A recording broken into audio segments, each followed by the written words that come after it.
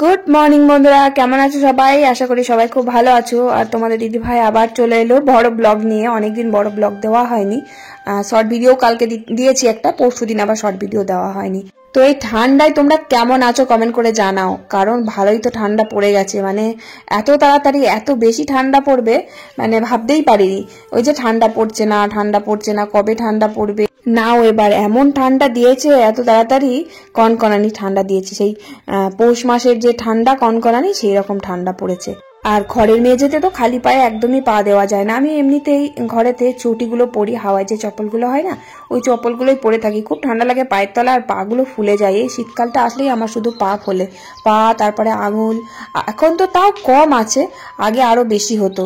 কারণ আগে ঘরে জুতোটা পরা হতো না, নিচে যখন থাকতাম। তারপরে আবার ঠান্ডা জলের কাজ, এইসব কাজগুলো একটু বেশি ছিল তো আগে, তাই জন্য হাত পা পুরো ফুলে যেত।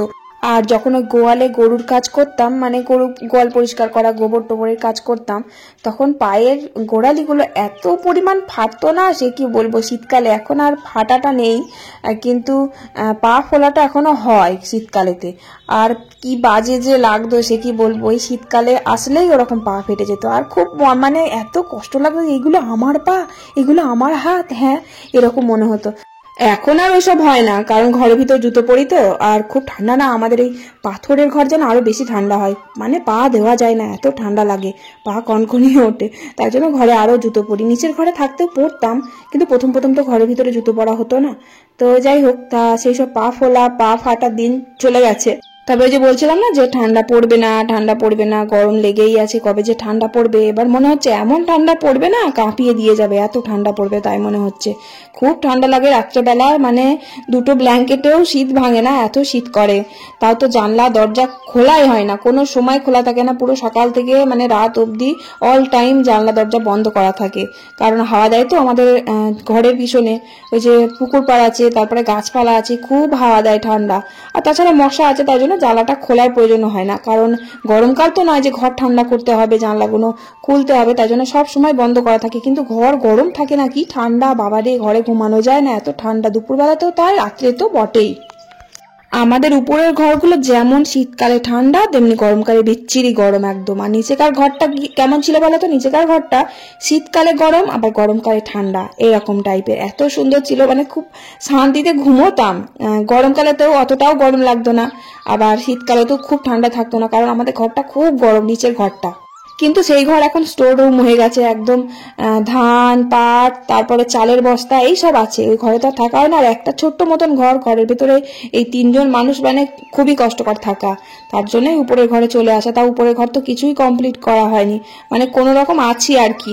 দেখো না, সিঁড়ির রেলিং গুলো করা হয়নি, গ্রিলের কাজগুলো লাগানো হয়নি, অনেক কিছু রং করা কমপ্লিট হয়নি। তারপরে অনেক মিট কেসের দরজা কিছুই করা হয়নি।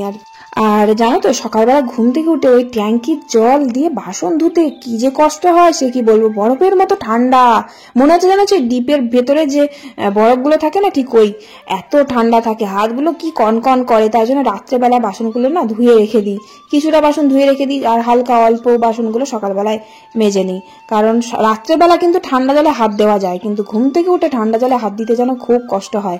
তাই মানে বাসনগুলো ধুয়েই রেখে দিই রাত্রে, কিছুটা সকালবেলা মানে হালকা পাতলা যেগুলো থাকে সেগুলো ধুয়ে নিই।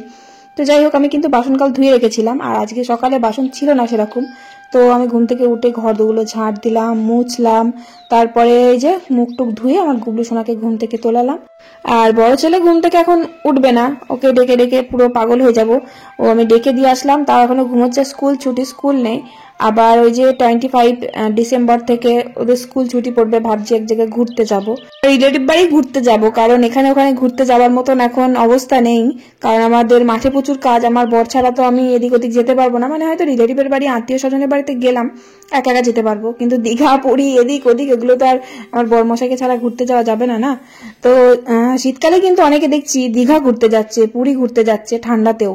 তো আমার আর দীঘা পুরী যাওয়া হবে কি জানি না। তাই এই যে বড় ছেলে স্কুল ছুটি পড়বে, তো তাই ভাবছি যে বাড়িতে বসে না থেকে কিছুদিন ঘুরে আসি কোথাও গিয়ে।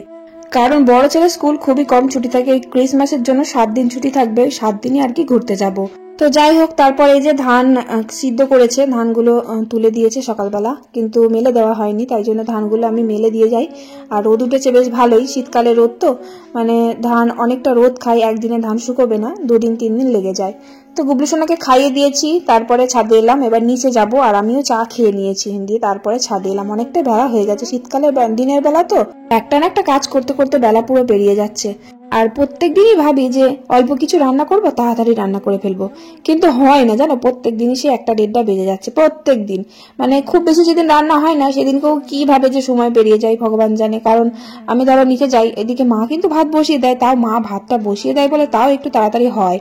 মা ভাত বসিয়ে দেয়, আমি যেতে যেতে ভাত তো হয়েই যায়, ভাতটা নামিয়ে দিই, তারপর একটা তরকারি হোক বা ভাজা হোক একটা জল খাওয়ার জন্য করি, তারপর একটা তরকারি বসাবো, কিন্তু টাইম হয় না, গুবলু সোনাকে খাওয়ানোর টাইম হয়ে যায় 10টা 10 বেজে গেলে গুবলু সোনাকে খাওয়াতেই হয়। তাই জন্য তখন আবার তরকারি কাটাও হয় না, সবজি কাটা হয় না, মশলা বাটা হয় না, ওগুলো কেটে বসাতে বসাতে তো সময় লাগবে। তাই জন্য আমি কি করি, গুবলুকে খাইয়ে দিই, তারপরে আবার ভাত মানে বাকি তরকারিটা বসাই। ওদিকে উনুনটা কামাই যায়, ওদিকে আবার একটুখানি লেট হয়ে যায়। আর গুবলু খেতে এত দেরি করে, পুরো ওর পেছনে 40 মিনিট মতো সময় লাগে খাওয়াতে, খুব দেরি করে। আগে কিন্তু দেরি করতো না, যত বড় হচ্ছে দুষ্টুমি শুরু হয়েছে।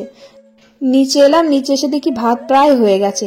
তো মা বললো তাহলে 2টো বেগুন পোড়াতে দাও। 2টো বলতে একটা বেগুন দিচ্ছি, কারণ আমার বরমশাই এখন ভাত খাবে, 10টার সময় ভাত খাই তো, আর একটা বেগুন আমরা যখন খাবো তখন পোড়াতে দেবো, কারণ বেগুন পোড়া ঠান্ডা হয়ে গেলে একদম ভালো লাগে না খেতে।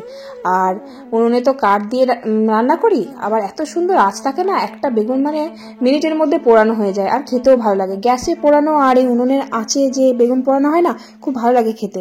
বেগুনটা বেশ কচি হবে, মানে একটু অল্প অল্প করে ফুটো করে দিলাম, দিয়ে পুরো গোটা বেগুনটা দিয়ে দিলে না খুব ভালো হয় খেতে। কিন্তু বেগুনের ভেতর যদি পোকা টোকা থাকে, তার জন্য মাঝখান দিয়ে চিড়ে দেওয়া।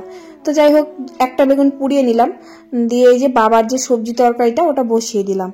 আর আজকে অনেক সবজি, মানে যেদিন থাকবে না তো সবজি সেদিন থাকেই না। আজকে দেখো দুটো বেশ টাটকা কি সুন্দর ফুলকপি এনেছে, আর পালং শাক এনেছে শীষওয়ালা। এই পালং শাক তো আমার ভীষণ ভালো লাগে খেতে, কিন্তু শক্ত শক্ত যেসব লাল টাইপের ডাঁটাগুলো হয় না, ওগুলো আরো বেশি ভালো লাগে। আমাদের বাড়িতে খেতে পারে না, সব চিবাতে পারে না, কিন্তু আমার শক্ত ডাঁটাগুলোই বেশি ভালো লাগে।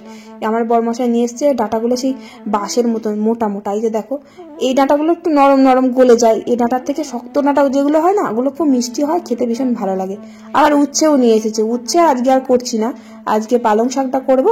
আর ওই কাতলা মাছ এনেছে বাজার থেকে, তাই মাছটা আজকে ঝাল হোক ঝোল হোক কিছু করব।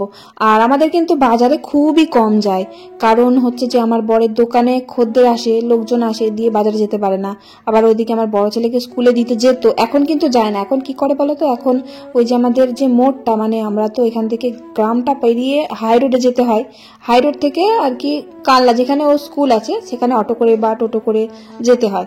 তো ওর বাবা কি করে, হাই রোডে গিয়ে ওকে অটোতে চাপিয়ে দেয়, ওখান থেকে একদম রাস্তার ধারেই তো স্কুল, তোমাদের তো দেখিয়েছি, একদম রাস্তার ধারেই স্কুল, ওকে নামিয়ে দেয়, আর ওখানে তো ট্রাফিক গুলো থাকে, রাস্তাটা পার করে দেয়।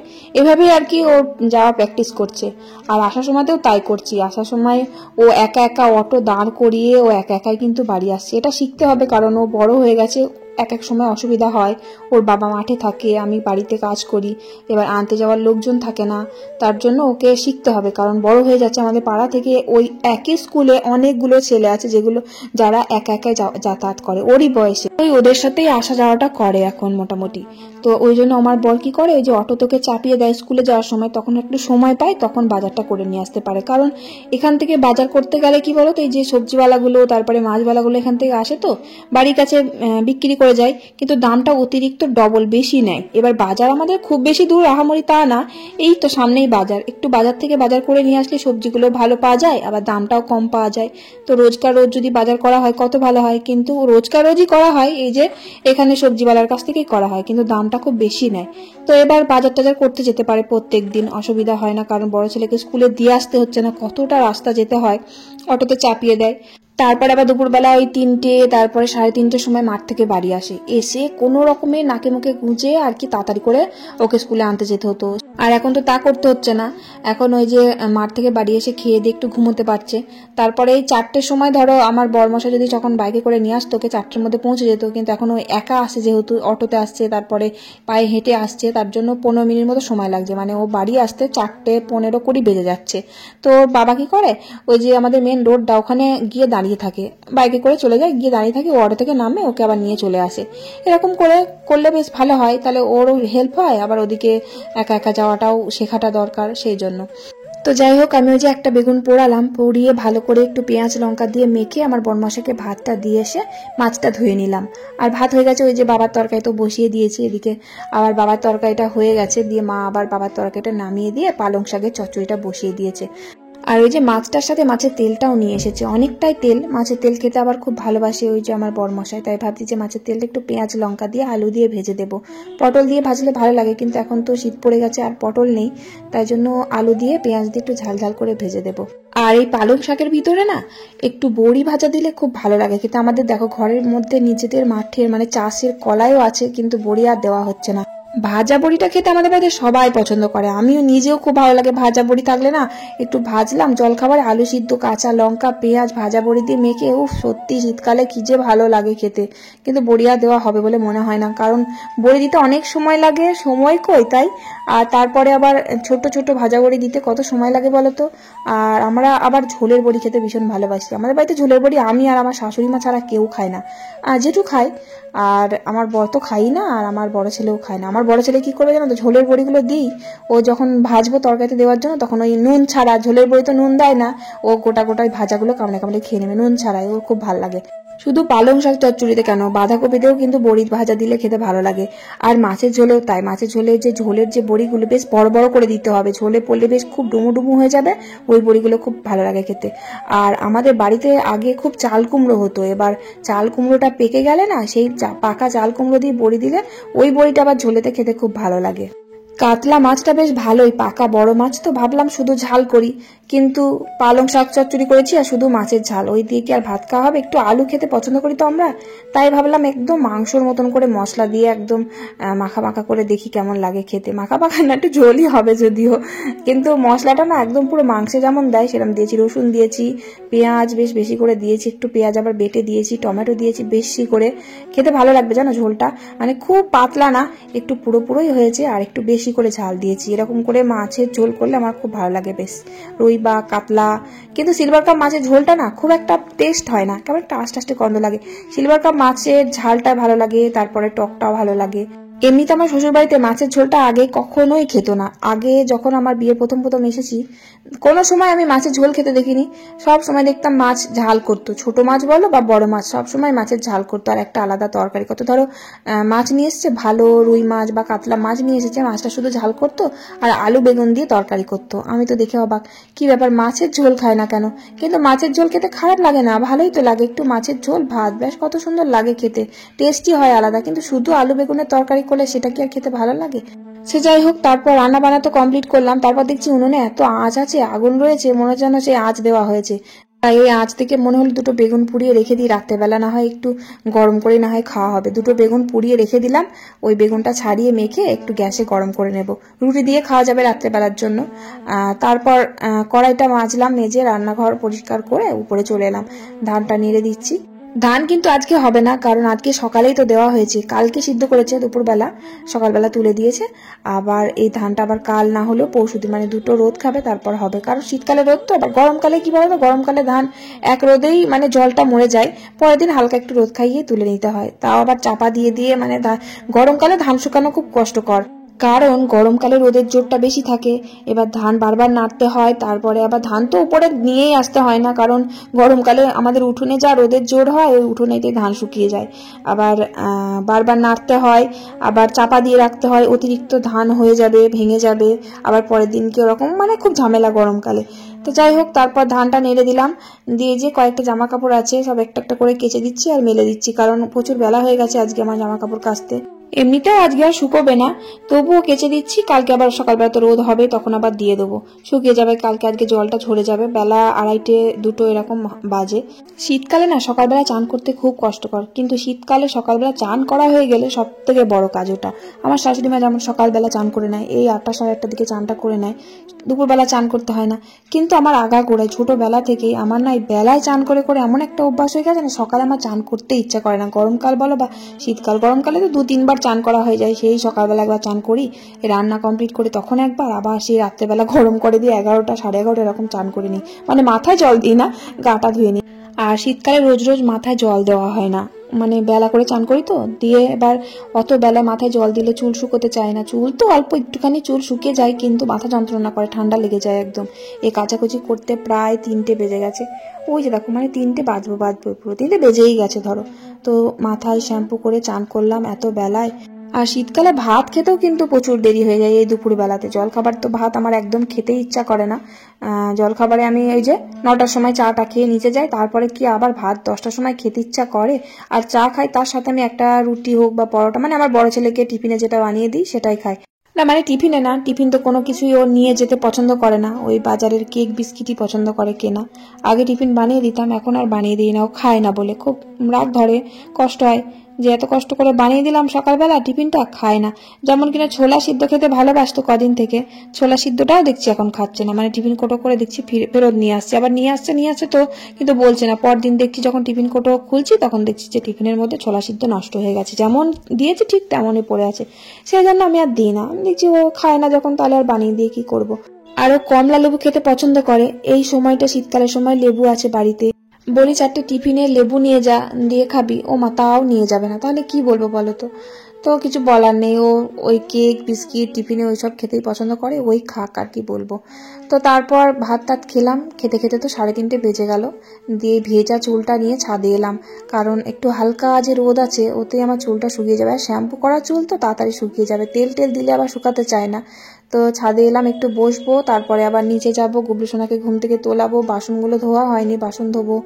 আবার এই যে ছাদে ধানগুলো আছে, আজকে তো হবে না, ধানগুলো সব চাপা দিয়ে রেখে দিয়ে যেতে হবে। রাত যেহেতু জামা কাপড় সব কেচেছি, ভেজাগুলো সব রেখে দিয়ে যাবো সিঁড়িতে। আমি যে খাওয়া দাওয়া করার পর 15 মিনিট মতন ঘুমাই, রেস্ট নিই, সেটা আর আজকে হলো না। এবার চোখ জুড়িয়ে আসে, কারণ আমি যখন এডিট করতে বসি না, খাওয়া দাওয়া করার পর খুব ঘুম পেয়ে যায়। সারাদিন খাটাখাটনি হয় তো, দিয়ে চোখটা জুড়িয়ে আসে, মনে হয় যেন 5 মিনিট 10 মিনিট একটু ঘুমাই, চোখের ঘুমের ঘোরটা তো কাটবে। সেটা হলো না, কারণ ওই যে দেরি হয়ে গেল আজকে অনেক, সেই জন্য। তো যাই হোক, তারপর ধানগুলো গুটিয়ে দিয়েছি, ওই যে তিরপলেই আছে। ধান আর তুলিনি, কারণ ধান তো হয়নি, কালকে আবার রোদ লাগবে, তাই ধানগুলো চাপা দিয়ে রেখে দিলাম। দিয়ে এই যে জামা কাপড়গুলো সব ভেজা, এগুলো সব জড়ো করে রেখে দিতে হবে সিঁড়িতে। আর ওই শুকনো যেগুলো আছে সেগুলো ভাঁজ করে রেখে দিলাম, ওগুলো সব নিচে নিয়ে যাব।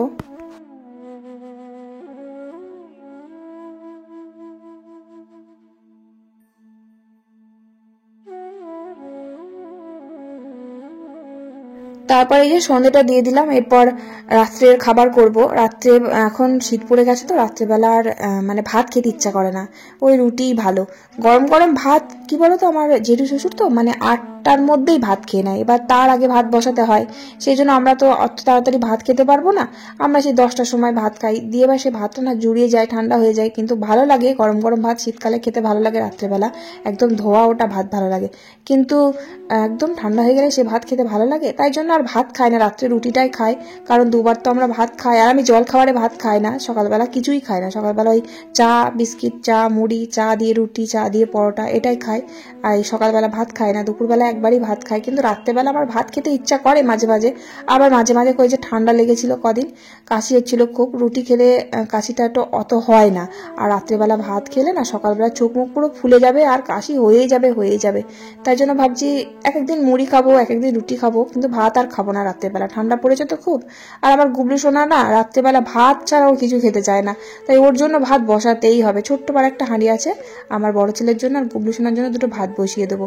আর মাও রাত্রেবেলা ভাত খেতে চায় না, বাবা খায় না, শুধুমাত্র জেঠুর জন্য।